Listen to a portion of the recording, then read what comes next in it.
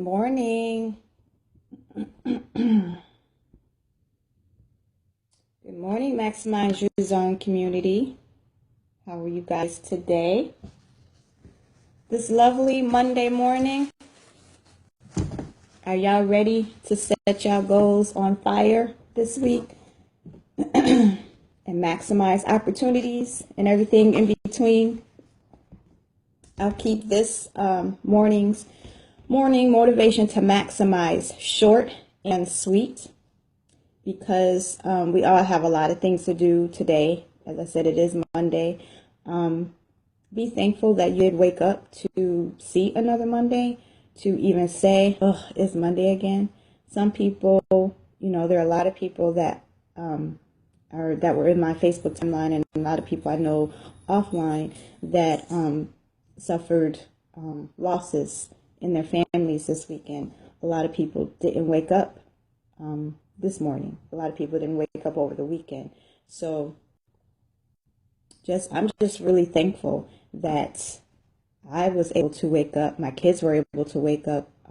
My family woke up and there was no immediate losses. So just be thankful that you have another Monday to grumble about. You have another Monday to be happy about. You have another Monday to just be thankful. So I have been reading. I'm reading like a couple books at the same time. But this book in particular, I didn't get the entire book, the actual Destiny book from T.D. Jakes, only because I needed to hear reviews from it first, because I got his other book, Instinct, and it just did not grab me. It just seemed like, to me, it was a ghostwriter who wrote it, because I watch him all the time and everything that he does, and I just didn't get that same feeling from that book. So I didn't want to get the Destiny book. I needed to see what other people thought about it before I purchased it. But I did get this one. It's Destiny Daily Readings. And it just basically kind of tells the story of the 5 women in the Bible, which for me is great, because I know I've had this talk with Dietrich Trueheart and a couple other people, is that I would like to know not just the Bible itself, the scriptures and stuff, but I want to know the actual stories of the Bible.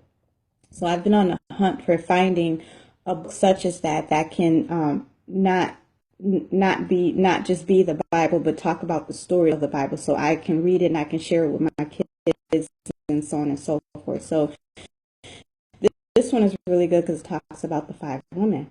But this particular verse, Friday, actually, I woke up and I was, thumbing through it. I stumbled upon this page in scripture, and this is my second time reading through the book, because the first time I'm always reading and taking notes and stuff. So this time I'm just reading to take it all in. So as I was looking at it Friday when I woke up, I'm like, okay, my whole thought process changed. Everything changed, what I was thinking, what I was doing, my attitude, because we kind of get, oh, I'm so tired of work. I'm so tired of this. Oh, this isn't working. I'm ready to give up, so on and so forth. And you're ready to switch gears, switch lanes, when in actuality, you have to think to yourself, did you really work hard enough? Did you do what you were supposed to do? Were you doing it for the right reasons? Were you doing it from your heart? Were you doing it for God? Or were you just doing it for the money? Were you just doing it because it's something to do for right now? And I had to check myself. I had to check my own self to say, okay, I have to take my job seriously right now, because it is an investor in my business. So I have to give it 100% of me. I have to do what I do best. I have to make sure that the work that I'm handed in is top notch. I have to not do it for my bosses. I can't do it for them. I have to do it because it was a God-given job. I didn't have to have this job. This is a good job. I didn't have to have it. Someone else could have it. I could be working someplace else that I absolutely hate. Same thing with my business. I can't have that frame of mind that, oh, I don't want to do this. Oh, why do I have to do this? Oh, this is, I'm just going to change it. It's my business. I can change it. The only thing is, it is my business, but it's also my purpose. So I just can't change my purpose. I can't just say, God, I don't want to do this. This ain't working. I'm changing my purpose. It doesn't work that way. What he assigns for you is for you, whether you want it or not. It's for you. So you can be happy in it or you can be miserable. But either way it goes, you have to walk those steps.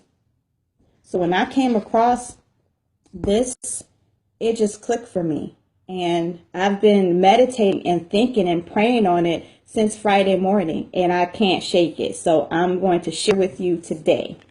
So the chapter is, of course, be committed. And it's from Colossians 3 and 23, 23 and 24. And it is, whatever you do, work at it with all your heart, as working for the Lord, not for human masters, since you know that you will receive an inheritance from the Lord as a reward. It is the Lord Christ you are serving. So in reading that, I was convicted. I was just like, okay, I am working for what other people think I should be doing. I am working for, even though that is my boss, it's my job, but I need to do the work like it's for the Lord. I need to act like I'm working for him and do it with all my might, do it with all my heart, and do it like my soul depends on it, because it does. After reading this, anything you do, you need to do it with all your heart, as if you're doing it for the Lord. And that is with your job, that is with your kids, that is with your home, that is with your business, whatever you're doing, do it with all your heart. I'm going to read this again. Whatever you do, work at it with all your heart, as working for the Lord, not for human masters, since you know that you will receive an inheritance from the Lord as a reward. It is the Lord Christ you are serving. That's Colossians 3, 23, 24. So be committed in doing things for the Lord, not for what other people say, not for what other people think you should do, not for what you think you should do. If you've been assigned something, if you have a purpose and you know that that is your purpose, and no matter how much you try to run from it, it chases you, then you need to do that thing and do it with all your heart. Don't chase the money. Don't chase the money. The money will come. But if you are doing what you are supposed to be doing, your God-given gift, people will recognize that. God will shine light on you. And once he shines that light on you, if you're doing what he is telling you to do, if you are being obedient and doing what he's telling you to do, he'll shine that light. And no one will be able to remove it from you. No one. So keep doing the work, keep doing what you're supposed to be doing, and be committed, be faithful, be steadfast. Don't quit. You woke up this morning for a reason. That means that your assignment is not complete. Your purpose is not complete. You have something to do with your job. Someone at your job needs you. I am totally convinced that everybody has a purpose to help someone else. And I may be wrong, but when you read through the Bible, it's about helping others. It's about shedding light. It's about helping and encouraging, uplifting others through their struggles to help them see the light of God. So whether that is on your job, whether that is on the bus, whether that is in your drive to work, whether that is in your business, whether it's at a party, whatever it is, you have a purpose to help someone else, to uplift and encourage someone else through their struggles. So you need to do that with all your heart. So when you're working, do it as if you're not doing it for your job, doing it for your boss. You're doing it for a greater purpose, for a greater reward. And that's something that no one can take away. So ladies in the Maximize Your Zone community, I hope today that you go to work and you go about your day with a different type of attitude. Not, oh God, it's Monday, but okay, it's Monday. What's my assignment? How can I help someone? So that I can do this with all my heart. Have a wonderful and great day. Check out the post that's coming up for your week goals. Make sure you check out training from yesterday if you haven't already. It was awesome. Download the worksheet. Check out the training. It's about 1 hour and 15 minutes long. So might want to carve out some time for yourself today or, tomorrow to check it out. And make sure you post your weekly goals when that post comes up. Be accountable for yourself. You have purpose. You have greatness inside of you.